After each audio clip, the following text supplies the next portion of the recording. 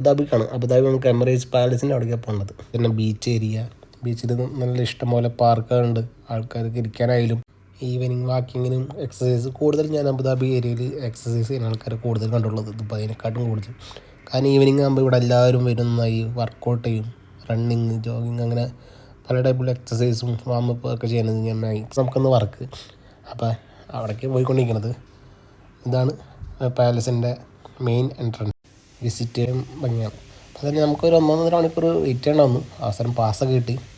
കാരണം എമിറേറ്റ്സ് പാലസിന് ഉള്ളിൽ കയറി പിന്നെ വണ്ടി പോകണമെങ്കിൽ നമുക്ക് പാലസിൻ്റെ പുറത്തുനിന്ന് തന്നെ നല്ല ഭംഗിയുള്ള കാഴ്ചകൾ കാണാൻ പറ്റും. വളരെ വലിപ്പമുള്ള പാലസും അതുപോലെ തന്നെ ബർത്തുണ്ടാകാൻ കാണിച്ചില്ല. ഇത് ഉള്ളിലാണ് എൻ്റർ ചെയ്തപ്പോൾ ഉള്ളിലത്തെ മെയിൻ ഏരിയയാണ്.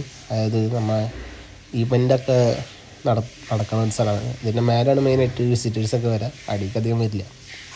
പിന്നെ ഉച്ചയായപ്പോൾ നമുക്ക് നല്ല ഫുഡ് കിട്ടി.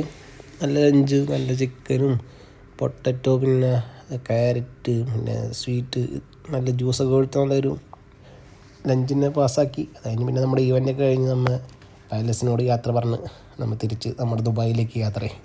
ഇതാണ് പാലസിൻ്റെ മെയിൻ എൻട്രൻസ്. അപ്പോൾ അത്രയ്ക്കേ ഉള്ളൂ. എല്ലാവർക്കും ബൈ.